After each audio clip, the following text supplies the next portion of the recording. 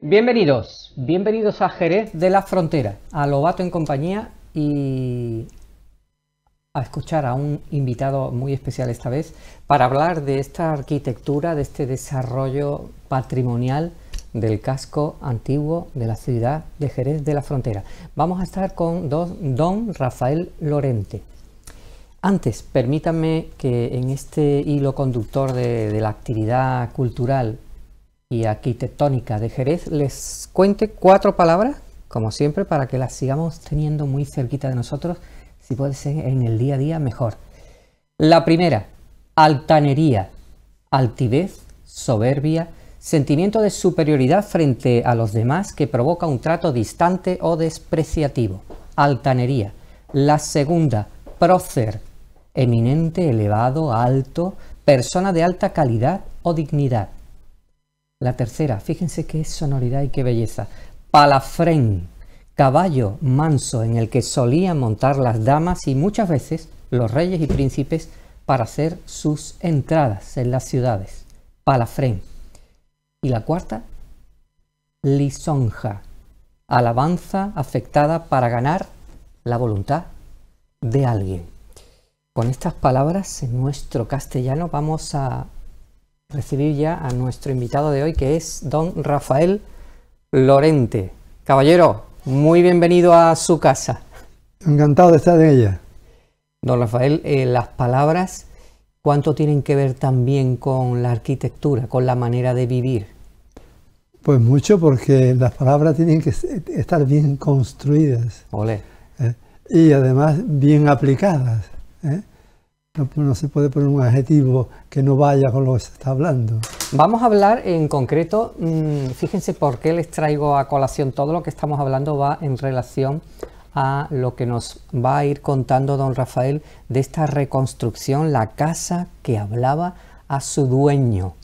Este libro que es, entre otras cosas, la materialización de un sueño, del sueño de esa reconstrucción, esa construcción de esta casa. Cuéntenos un poquito, Rafael. Bueno, pues yo tenía la frustración, digamos, la asignatura pendiente de que cuando niño, me sacaron de la casa familiar para llevarme a otro lugar de Jerez, concretamente a la barriada de la Asunción. Y cuando ya fui mayor, terminé mis estudios y tuve algo de dinero, pues me dirigí a la zona donde había vivido, que era la zona de la Albarizuela, el barrio de la Albarizuela. Y allí, pues, en el barrio de la Albarizuela, concretamente en la calle Bizcocheros, pues había muchas casas, estaban en estado de ruina. Estamos hablando de los años 80, los últimos años de la década de los 80. Y allí, pues, vi muchas casas que no estaban en buen estado, estaban en ruina, y sobre todo una que me gustó mucho, y me acerqué a ella y pude leer la puerta, se vende.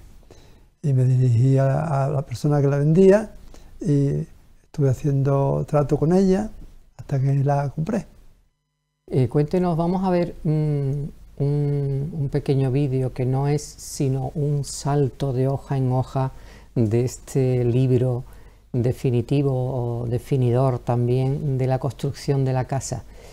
¿Qué es lo que se encuentra en esas ruinas y cómo se va rehaciendo poco a poco la riqueza renacentista que había? ¿Cuál es el origen de la casa? El origen, bueno, se pierde en el tiempo. Yo creo que la casa, según nos hemos ido encontrando en el subsuelo, pues tiene esa época, siglo XVI, siglo XVII, porque sus cimientos están hechos con ruedas de molino. Que antiguamente se traían de los cortijos a la ciudad porque no había hormigón. Entonces la base, antes de poner los sillares de arenisca, se ponían estas ruedas de molino que servían de cimiento. De cimiento, claro. En realidad, si te fijas en la Giralda de Sevilla, está rodeada su base de ruedas de molino. Está montada en ruedas de molino. Aquí en Jerez hay muchas casas que también están montadas sobre ruedas de molino. De hecho, en una de las páginas aparece expresamente reflejada esa fotografía de la rueda de molino. Que aparecieron cuando empezamos a horadar el suelo para poner el saneamiento. Cuéntenos, ¿Cómo se afronta ese proyecto? Estamos viendo ahora en pantalla un poquito del libro, que yo les invito a ustedes a que se aproximen a leerlo y a disfrutarlo. ¿Cómo es el trasiego desde que ya tiene en escritura pública esa posesión y cómo empieza de verdad la historia a partir de la compra? Bueno, Rafael. Cuando la compré ya tenía las escrituras en la mano. A mí se me produjo una especie de trauma, porque aquello era tan gordo, la pelota era tan gorda, que yo decía, a ver cómo yo digiero este bolo. Yo las cosas las hago despacio, y soy muy tesonero, tengo una voluntad, aunque suena presunción, pero una voluntad inquebrantable. Eso le iba a decir, hay una palabra que es inquebrantable. Gracias por traerla y ponerla encima de la mesa. Inquebrantable, que no cedo con... Inasequible al desaliento. Exactamente, exactamente. Porque ¿cuántos desalientos ha habido, don Rafael? ¿O intentos de desalentarle? He tenido desaliento ninguno. Ninguno. Lo que he tenido han sido muchos disgustos, eso sí. He pasado muchas penas, he pasado muchos momentos en que digo, bueno, esto tranquilo, Rafael, tranquilo, esto hay que esperar. Hay que esperar a que te recuperes, hay que esperar a que el ayuntamiento te dé una nueva licencia, en fin. Pero yo lo tenía claro, yo sabía que yo la tenía que terminar. O sea que una vez metido en el lío, una vez que yo veo una lucecita, un poquitito por el cual meter la cabeza, la meto seguro. Luego va a leer usted la segunda parte, un trocito de Don Quijote. Ahora mismo. ¿Cuánto hay de Don Quijote en toda esta aventura suya de la casa, Rafael? Hombre, la aventura es quijotesca, desde luego, porque a mí me decían los técnicos, tú esto no lo terminas, Rafael, tú eres muy gordo, vamos a ver, tú sabes en lo que te has metido, sabes la cantidad de dinero que tienes que gastarte aquí, sabes el volumen. Yo decía, bueno, pero yo hacía oídos sordos, ¿ya? Por un oído me entraba y por otro me salía. En aquel entonces ya me estaba yo haciendo de una buena bibliografía para ilustrarme de esta tipología de casa, ¿no? Y era tanto la pasión que me desataban los libros con esas casas tan maravillosas que hay en Sevilla, que hay en Úbeda, que hay en Écija, que yo decía, pues yo algún día tengo que ver mi casa como esta, terminada. En Écija. Écija. Casa maravillosa. Claro, claro. ¿Y cómo hacía? ¿Iba recopilando o materiales o ideas? Sí, o armonía de construcción. Yo primero con la casa le hice una limpieza, quité todos los escombros, hice una consolidación de los muros y paramentos. Cuando vi lo que me quedaba, entonces empecé a pensar las puertas que necesitaba, los huecos que tenía que poner ventanas, que tenía que poner rejas, hice una lista. Entonces ya en los días de vacaciones, o cualquier fin de semana, me iba a la zona de Extremadura, del Alentejo, de Córdoba, de Sevilla, y entonces empezaba a buscar en los de revistas. Yo buscaba en los de revistas, que son los que tenían por aquel entonces, tenían todas esas cosas. Son materiales. Que ya no los hay. Bueno, todavía no, lo que pasa es que ahora cuesta un imperio cuesta cualquier mucho dinero, detallito, ¿no? Pero además están muy vigilados los de revistas por los ayuntamientos, porque claro, antes podías comprar lo que quisieras, por ejemplo en Úbeda, y si no lo encargabas, y ellos se encargaban de buscarlo, no sé de qué forma. Pero si a ti te cogía, o ilícitamente. Pero si yo me he enterado que si hoy en día te cogen con un camión sacando de Úbeda una reja renacentista, te echan un multazo, además de que te la quitan. Claro, y luego, aparte de, mire, estamos viendo ahora, están poniendo esos detalles de maderas, de enrejados, de marquetería, aparte de los elementos constructivos propiamente dicho, de las decoraciones. Todo eso, aparte de su voluntad, ha sido desarrollado por personas. ¿Qué tipo de colaboradores, de personas ha contado la casa para sacar toda esta obra paso a paso en el tiempo, Rafael? Bueno, en la casa quien ha dirigido la obra he sido yo. Sí. Pero claro, yo me busqué a unos alumnos que yo tenía en mi gimnasio, unos alumnos que eran unos albañiles adelantados, ¿no? Uno era oficial de primera, otro era oficial de segunda, de tercera y un peón. Y estos señores, pues, yo les ofrecí mi cariño y, por supuesto, el dinerito de todos los meses, que eso no puede faltarle, ¿eh? Entonces, los hice ilusionarse, enamorarse de la casa. Sí. Y ellos, cuando veían efectivamente que se tiraba algo y aparecían aquellos capiteles maravillosos o esos arcos, pues ellos mismos eran los que se animaban y me llamaban para decirme: ¿ha aparecido esto? Así que desde que ha aparecido tal cosa. ¿Sí? Porque ¿cuántas cosas había detrás de tabiques, detrás de yesos, detrás de mampostería? ¿Han aparecido elementos nobles, Rafael? Sí, sí, los capiteles, los arranques de los arcos, que son una maravilla, están hechos de cantería, algunos estaban destrozados, pero ellos me los reconstruían, ¿no? Uh-huh. Pues voy a pasar a hacer una lectura, como en todas las primeras partes del programa. Les traigo esta vez, luego con el invitado, con Rafael, con don Rafael, vamos a hablar de un poquito de este texto. Les traigo a Manuel Mujica Laínez, Mujica, con el acento donde tiene que ser. Era un escritor bonaerense y con una construcción idiomática maravillosa. Y este libro, estandarte suyo, Bomarzo, que es una recreación histórico fantástica, maravillosa. Tiene textos también muy arquitectónicos y por eso les voy a leer hoy este trocito. Dice así: mi niñez romana y campesina, y luego de mi regreso de Florencia, el corto tiempo en que gocé del cariño de la piedad de mi abuela en el refugio de Bomarzo, se poblaron de las figuras dinásticas que ella invocaba. No hubo entonces historiador ni archivero que dominara como mi abuela Diana la crónica de nuestra familia y se consagró a transmitírmela desde que yo era muy pequeño.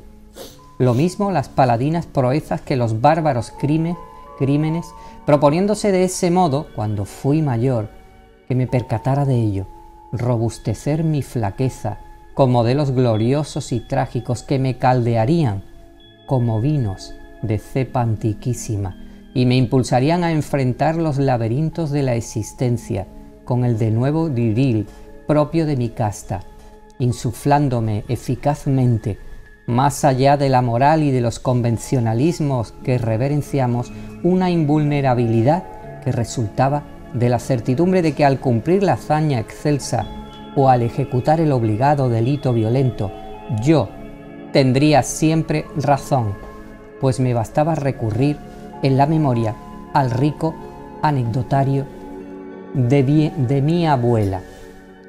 Bomarzo, Manuel Mujica Laínez.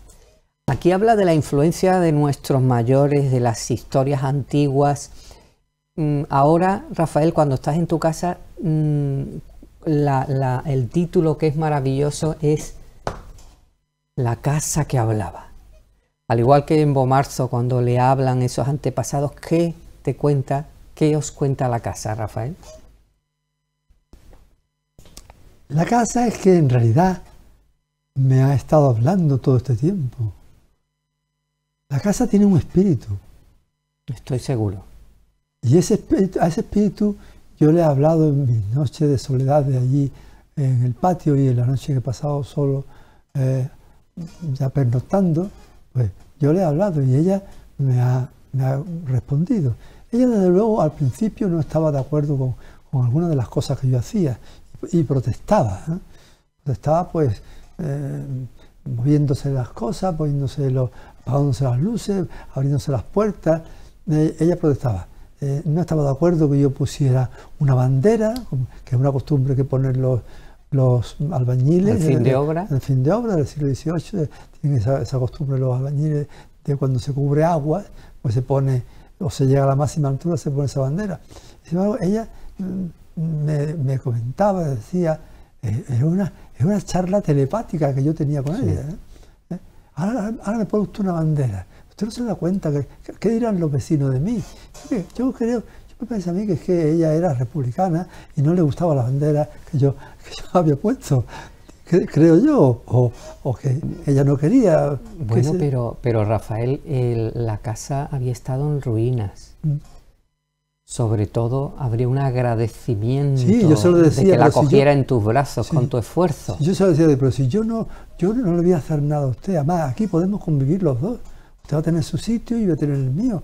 Si la casa es muy grande, usted no se preocupe, que yo a la casa lo que voy a hacer es cubrir agua, que usted no tenga humedades, usted tenga un sitio seco y sereno donde usted pueda pernoctar por siglos y siglos, puede vivir. ¿Y cuál fue entonces, cómo se hizo esa reconciliación espiritual, Rafael? Pues que una noche de verano me senté en el patio y le dije, pues de aquí no me voy a mover, ya están las horas que haga falta, hasta que usted no se presente y me diga qué es lo que pasa, por qué me hace usted la vida imposible, porque usted me incomoda y porque usted se molesta por todo, y sobre todo que los ruidos que me hace usted por los corredores, por las puertas que se abren y que se cierran, y se apagan las luces, y efectivamente allí me quedé desde avanzada la noche hasta las 4:30 o las 5 de la mañana, que ella ya se hizo presente, como ahora viene haciendo de vez en cuando,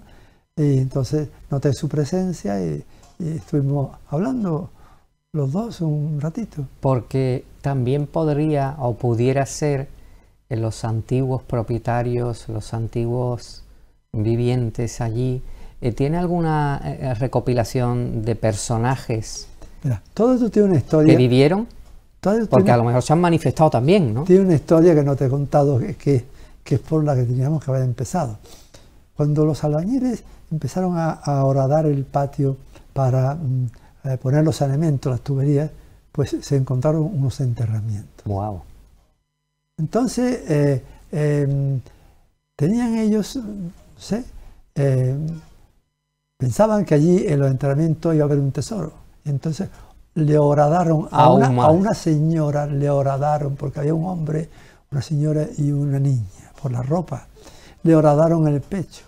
Entonces esa profanación hizo que ese espíritu pulule por la casa y vaya como loca de un lado para otro durante todos estos años. Me dijeron que tenía que hacer una misa, que ir un cura, echar agua bendita y que eso sanar aquello, ¿no? Yo lo hice, entonces acá pues parece ser que se ha calmado. ¿Qué pasó? ¿Cuál ha sido el destino de esos enterramientos, Rafael? Pues nada, yo los cubrí porque estaban... O sea, que siguen allí. Sí, estaban cubiertos con lebrillos vidriados. ¿Usted ha mantenido esos enterramientos a modo de mini criptas? Lo he vuelto a poner, todos los lebrillos estos, y se le puso un mallazo de acero y hormigón. Y allí está. Pero pues ni seguro. ¿Esos personajes le ha puesto usted nombre y apellidos? Le he puesto la marquesa. La marquesa. Y yo le hablo en nombre de la marquesa. Fíjese, bueno, estamos ahora en un periodo reivindicativo, ustedes saben, por supuesto, la igualdad entre hombres y mujeres, y fíjense que desde siempre en el propio Quijote se analiza mucho la preponderancia ya no solamente de Marcela, de la duquesa, del ama, de la sobrina, personas muy influyentes y poderosas, y fíjense que aquí no hablamos del marqués, la marquesa es la que está influyendo poderosamente en el destino de la casa. Eso, yo le he puesto la marquesa de bizcochero. Bueno, hablando de otra marquesa, entre comillas, si usted me permite, ¿qué dice su esposa al tenor de todo esto, del proyecto de iniciar la casa, de todas estas circunstancias que salieron entre medio y de cómo se está desarrollando ahora?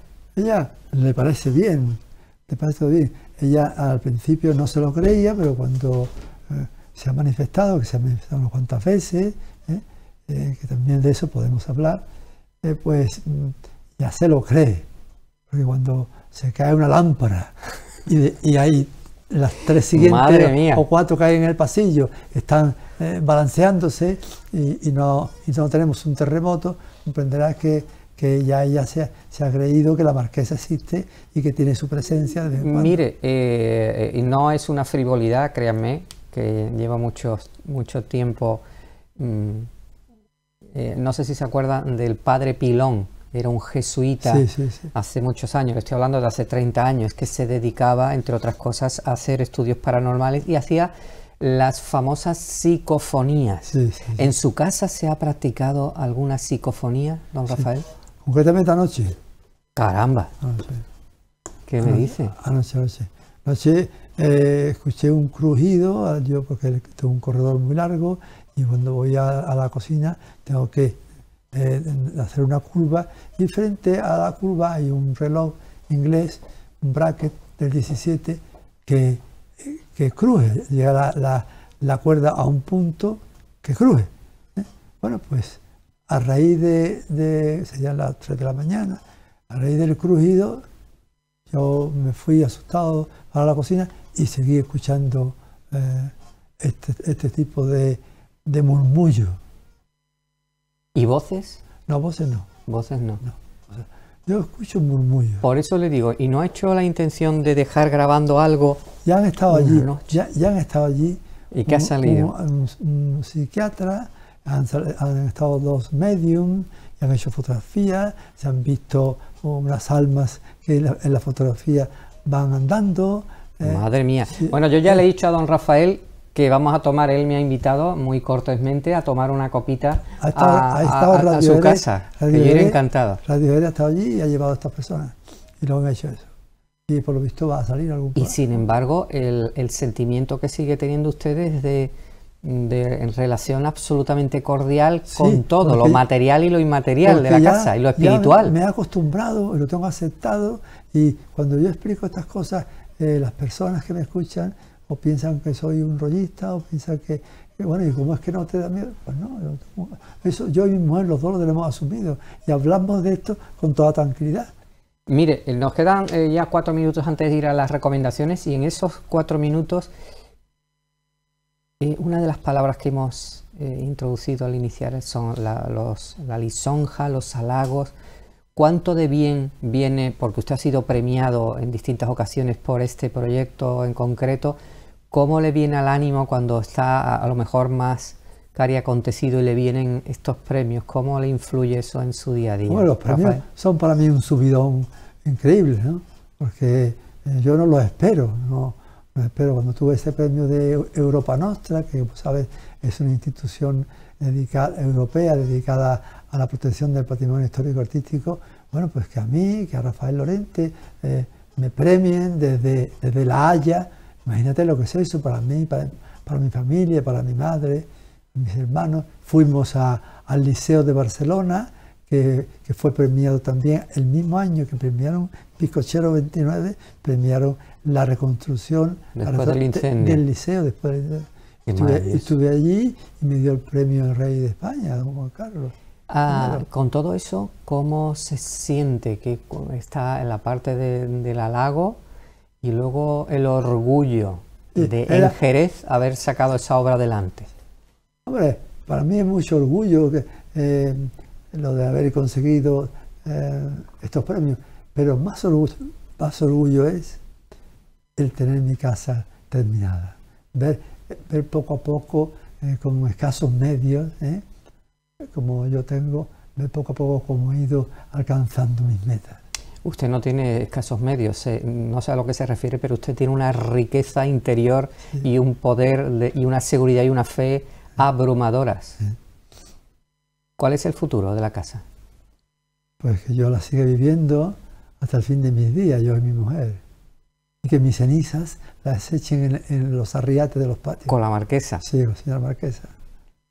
Lo de los hoteles de encanto y todo eso, ¿eso no va con usted? Ya me han invitado, inclusive mis hermanos. Y yo, ¿en qué hotel voy a estar mejor que en mi casa? No, digo para ponerlo en su casa, esas dependencias de un recinto con encanto. Eso sería profanar mi casa y profanarlo todo. Habría que poner aire acondicionado, poner las rampas que hay que poner para los minusválidos, habría que hacer una serie de obras que romperían el encanto y la armonía de la casa. Se profanaría. La arquitectura de siglos. Sin embargo, sí reconocerá que salvar determinadas casas en los cascos históricos pasa en cierta manera por sacarles una rentabilidad, ¿no? Sí, sí. Hay casas que tienen espacio para ello, ¿no? Pero todo lo que tiene, para mí, es indeformable, es inalterable. Tener que sacrificar un arco para poder poner un apartamento, sinceramente, no. Sinceramente no. Bueno, luego en la segunda parte, si le parece, hablamos un poco de cómo la actividad privada y la actividad pública se lleva. Yo estoy dispuesto, por ejemplo, a alquilar la casa. Estoy dispuesto a alguien que me ofreciera confianza, alquilarla por unos cuantos días, por los días de feria o días de Semana Santa. Sí. Vaya, sí. Maravilloso. Eso sí. Pero yo hacerle cuartitos y a la cena. O todo o nada. Maravilloso. Vamos a ir a unas recomendaciones. Estamos en Lobato en compañía desde Jerez de la Frontera con don Rafael Lorente. Volvemos enseguida. Hasta ahora, amigos.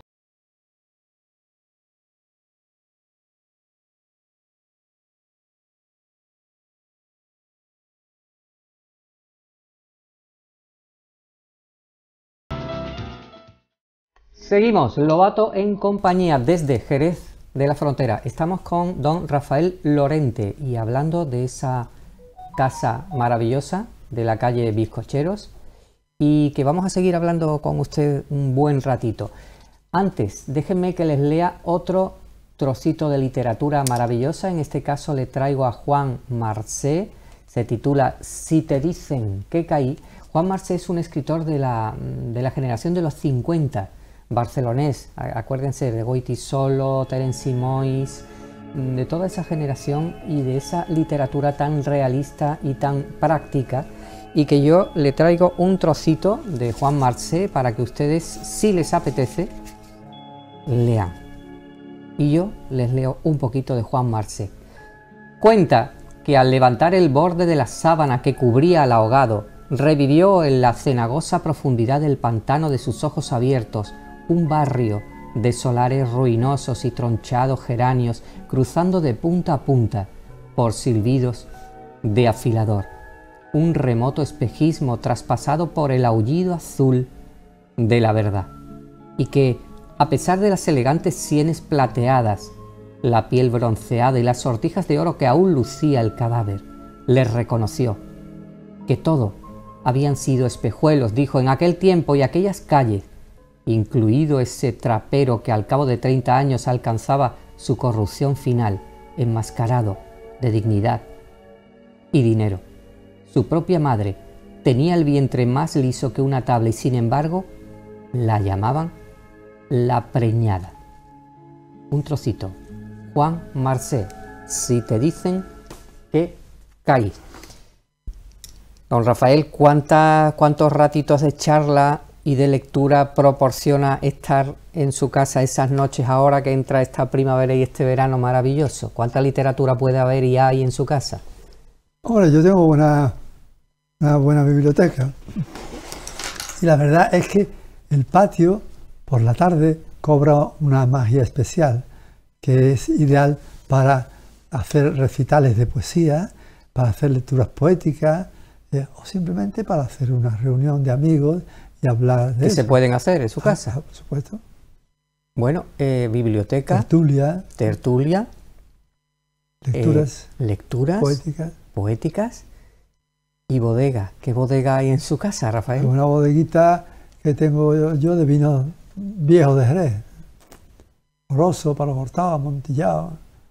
Eso ya es para salir llorando. Además, tiene una cantidad de años, están riquísimos. Y ahora con la pandemia, que no los he tocado, pues los vinos están... Se han venido arriba. Se salen solo de la bota. Bueno, déjenme que yo, a través de 10 palabras, don Rafael, yo le voy a lanzar palabra por palabra y usted me dice lo que se le venga a la mente. Lo más escueto me responde, y así yo creo que también todos vamos a coger un poco más de esa solera, está hablando de vinos, de don Rafael Lorente, ¿le parece? Vale, de acuerdo. La primera, constancia. La constancia es una cualidad que tiene que tener todo ser humano para conseguir algo en la vida. ¿Usted es constante? Yo soy muy constante. Sobre todo constante, ¿no? La segunda, sueños. No se puede vivir sin sueño. Uno debe de elaborar un sueño antes de echarse a dormir. Antes de que el sueño lo invada a uno, uno tiene ya que estar soñando. La tercera, realidad. Al levantarse todos los días, tiene uno que afrontar la realidad. Después del sueño, la realidad. Dificultades. La vida es un camino lleno de abrojos, lleno de dificultades, y hay que estar preparado, formado para afrontar las dificultades. Satisfacción. Es el premio. El premio a haber vencido las dificultades. Ruinas. Pero ruinas arquitectónicas o ruinas del alma o del espíritu. Usted quiera. Las dos. Para mí la ruina es de las palabras más despreciables que existen. Porque una ruina amorosa, una ruina de pareja, una ruina es la palabra más terrible que existe. Esplendor. Esplendor es uno de los momentos más maravillosos que el hombre puede vivir. ¿Recuerda aquella película que se llama Esplendor en la hierba? El esplendor en cualquier paisaje, paraje, esto que te gusta a ti tanto de aquí de Jerez. Pues hay una zona aquí en la sierra que tiene un esplendor maravilloso. Proyecto. No se puede vivir sin proyecto. Un hombre que se precie tiene que tener siempre un objetivo en la mente. Un punto de mira, ¿no? Eso. Futuro. El futuro, tal y como lo tenemos actualmente, es dudoso. Y no, hay que tener un futuro inmediato. Procurar satisfacerse uno lo máximo posible con un futuro, pero inmediato. No estar pensando en... Usted es cortoplacista. Sí. Y la última. Jerez. Jerez, una de las ciudades más maravillosas que las personas que vienen a visitar a Jerez dicen haber conocido. Léanse, si les apetece, las memorias de Winston Churchill. ¿Por qué? Porque van a sacar mucho de parecido con lo que estamos hablando aquí hoy, y sobre todo hay dos costumbres que el señor Churchill tenía a bien, y cuenta su secretaria que las dos las cogió en España y en Cuba, cuando fue a ayudar al gobierno central, que era la siesta y el puro, y fumar el puro. Las dos, siendo él tan británico como era, las dos eran costumbres muy sureñas y muy españolas, por supuesto. ¿Cuántas de esas siestas en su casa, en esas tardes de verano, le han llevado a tener sueños premonitorios que hacer luego proyectos, Rafael? Bueno, hay que empezar por decir que yo no puedo vivir sin la siesta. Ole ahí. Yo prefiero la siesta a dormir por la noche. Muy bien, vamos a firmar un club a partir de este momento. O sea que a mí yo puedo estar toda la noche sin dormir, leyendo o escribiendo, sin embargo la siesta... Que no me la toque. No me la toque. Muy bien, bueno, hoy le he dejado sin siesta, discúlpeme, ¿eh? Sí. Sin que sirva de precedente. Sí, pero era tanta mi ilusión por verte Y la mía. y hablar de la casa, porque yo te imaginaba que eras como estoy comprobando que eres, que no tengo sueño. Maravilloso. Bueno, pues no tenga sueño tampoco para este ratito, porque le voy a proponer, y que nuestros amigos de Su Voz, de la de él, escuche a Don Quijote de la Mancha. Les voy a leer el capítulo 9 de la segunda parte, porque luego vamos a ver en el vídeo que nos va a poner Carlos, vamos a ver una secuencia de esa entrada también en el Toboso. El capítulo 9, que dice: donde se cuenta lo que en él se verá. Estaba el pueblo en un sosegado silencio, porque todos sus vecinos dormían y reposaban a pierna tendida, como suele decirse. Don Rafael, todo suyo. Era la noche entreclara, puesto que quisiera Sancho que fuera del todo oscura, por hallar en su oscuridad disculpa de su sandez. No se oía en todo el lugar sino ladridos de perros que atronaban los oídos de Don Quijote y turbaban el corazón de Sancho. De cuando en cuando rebuznaba un jumento, gruñían puercos, maullaban gatos, cuyas voces de diferentes sonidos se aumentaban con el silencio de la noche. Todo lo cual tuvo el enamorado caballero a mal agüero, pero con todo esto dijo a Sancho: Sancho, hijo, guía al palacio de Dulcinea, quizá podrá ser que la hallemos despierta. ¿A qué palacio tengo que guiar, cuerpo de sol? Respondió Sancho, que el que yo vi a su grandeza no era sino casa muy pequeña. Debía de estar retirada entonces, respondió Don Quijote, en algún pequeño apartamiento de su alcázar, solazándose a solas con sus doncellas, como es uso y costumbre de las altas señoras y princesas. Señor, dijo Sancho, ya que vuestra merced quiere, a pesar mío, que sea alcázar la casa de mi señora Dulcinea, ¿es hora esta por ventura de hallar la puerta abierta? ¿Y será bien que demos aldabazo para que nos oigan y nos abran metiendo en alboroto y rumor a toda la gente? Vamos por dicha a llamar a la casa de nuestras mancebas, como hacen los abarranganados, que llegan y llaman y entran a cualquier hora, por tarde que sea. Hallemos primero una por una el alcázar, replicó Don Quijote, que entonces yo te diré, Sancho, lo que será bien que hagamos. Y advierte, Sancho, que yo veo poco, o que aquel bulto grande y sombra que desde aquí se descubre la debe de hacer el palacio de Dulcinea. Pues guíe vuestra merced, respondió Sancho, quizás será así, cuando yo lo veré con los ojos y lo tocaré con las manos, y así lo creeré yo como creer que es ahora de día. Y yo, Don Quijote, y habiendo andado como 200 pasos, dio con el bulto que hacía la sombra, y vio una gran torre, y luego conoció que el tal edificio no era el alcázar, sino la iglesia principal del pueblo, y dijo, ¿cómo la iglesia, con la iglesia hemos dado, Sancho? Exactamente, maravilloso. Fíjense que Rafael, cuando se lanzan muchos refranes trayendo a colación a Don Quijote, exactamente no son así, o la letra de la novela no es exactamente como luego se ha traspuesto el refrán, pero bueno, con la iglesia hemos topado, aquí se suele entender con que se obtiene una gran dificultad, y simplemente Don Quijote dice con la iglesia hemos dado, porque verdaderamente no encuentran una cosa sino otra, es por esa ambivalencia. Vamos a ver ahora una ruta, Rafael, dentro de este capítulo que usted ha leído tan admirablemente, y esta ruta es precisamente la entrada de Don Quijote en el Toboso. Y esa entrada de Don Quijote en el Toboso, aquí la tienen. Es una recreación que yo les invito a que hagan esa lectura de Azorín.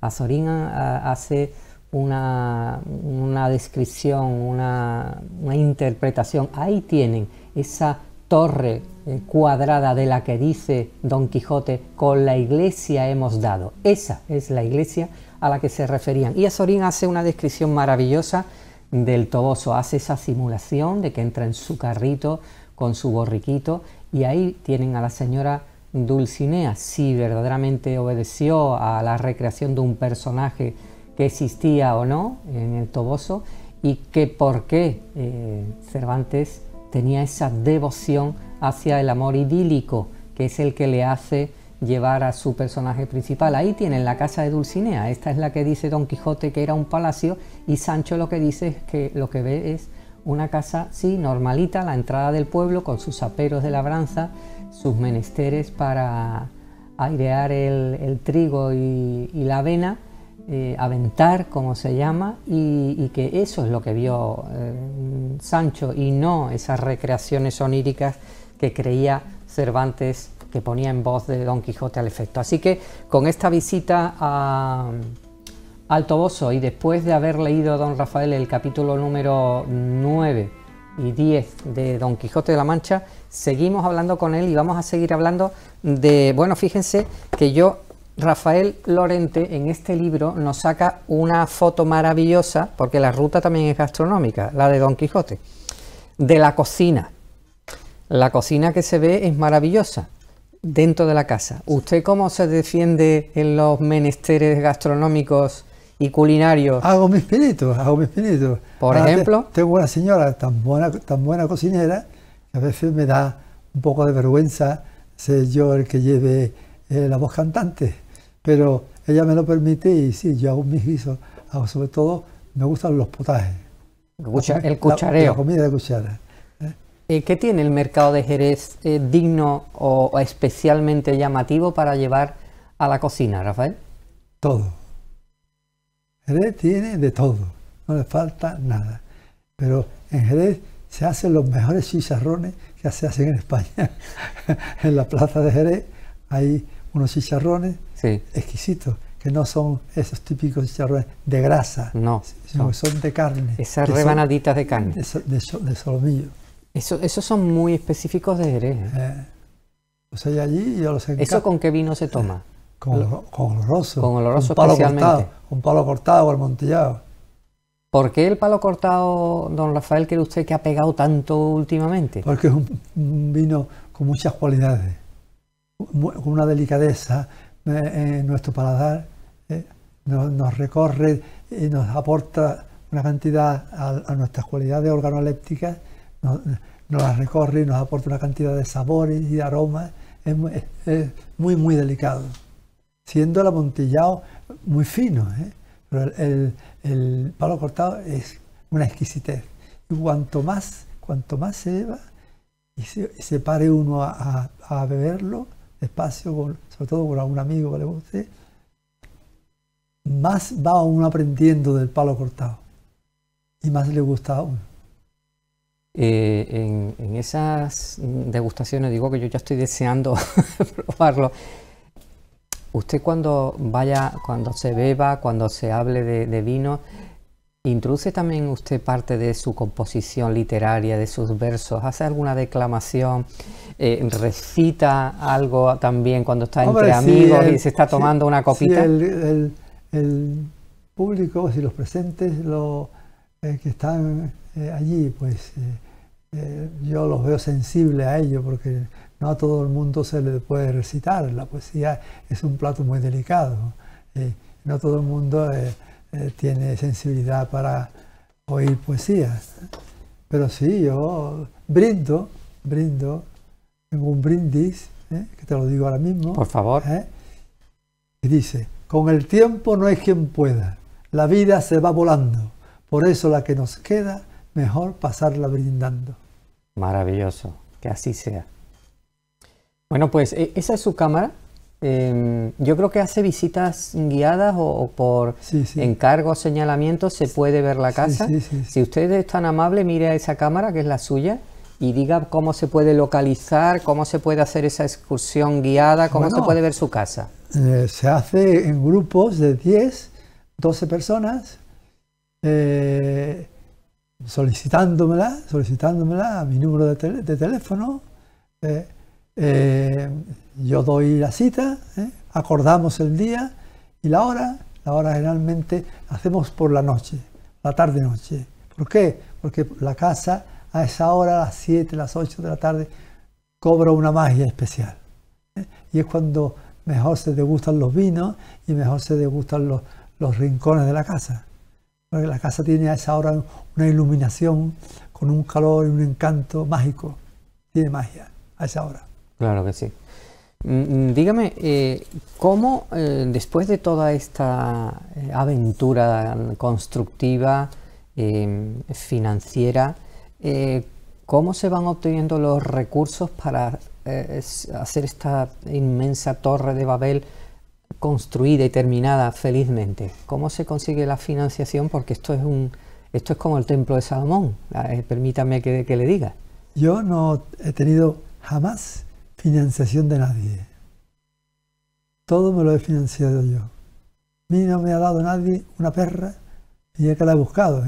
He ido a todos los organismos habidos y por haber. Mira que hay fondos públicos. Pero eso no es cierto. Que dicen que hay, Pero después no hay para esto. A ver, ¿tú crees que si tú te compras una casa, alguien te va a dar dinero para que tú te hagas tu casa? Hombre, si es para reconstruir el casco antiguo, si es para rehabilitar una zona noble... Tu casa, que tú vas a poner en valor una casa con el dinero de otro. Ni lo sueñes. Tendrás que ser tú solo.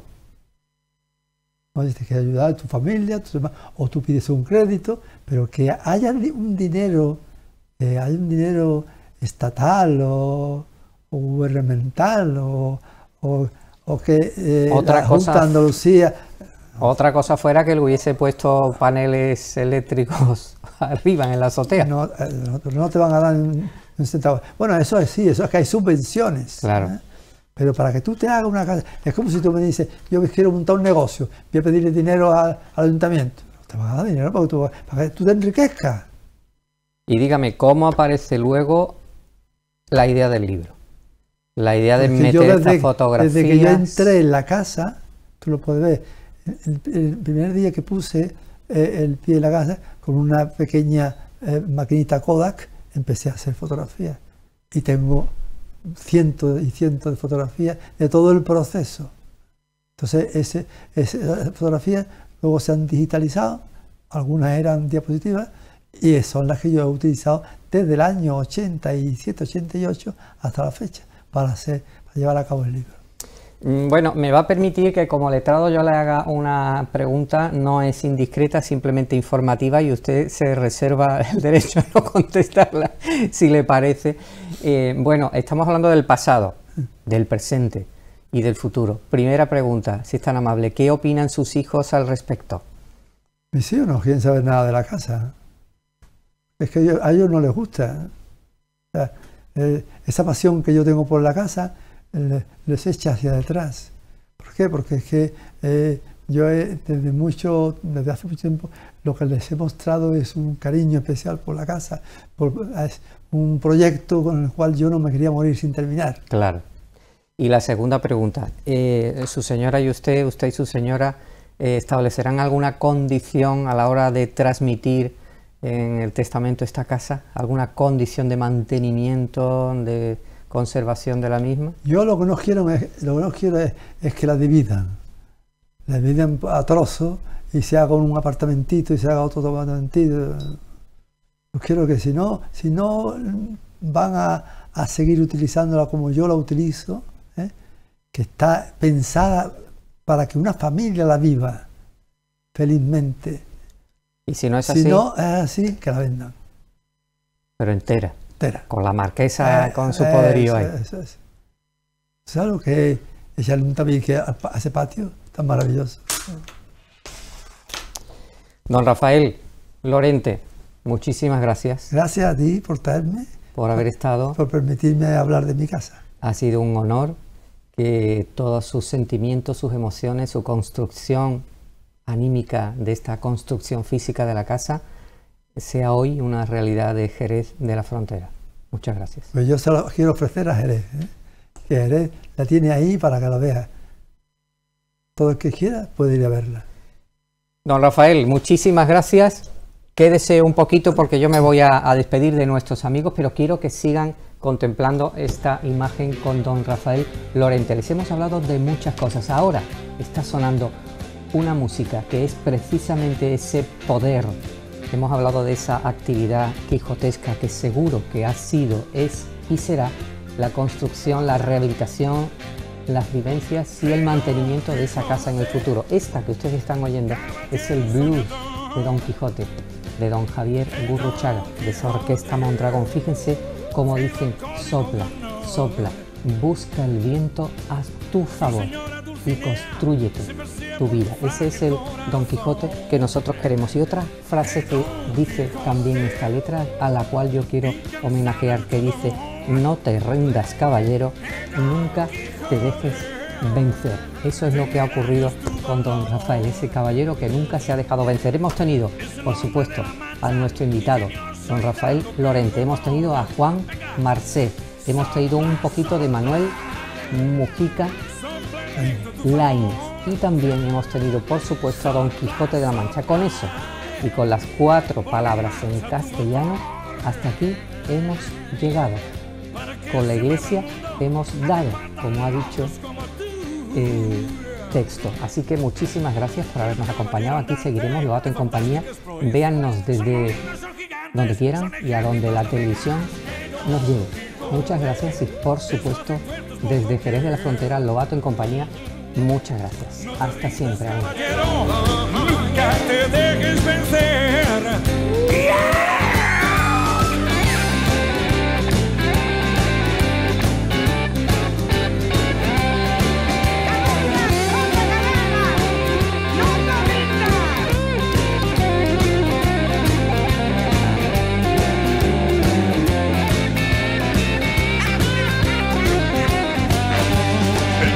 Andante de fantásticas proezas, son molinos o gigantes, son ejércitos de abejas. De Don Quijote, fiel al código de honor. Tu señora Dulcinea se pasea por tu frágil corazón. De Don Quijote, cabalgando en tu fin. De Don Quijote, combatiendo el malandrín. Tu escudero Sancho Panza, tus andanzas sufren siempre junto a ti.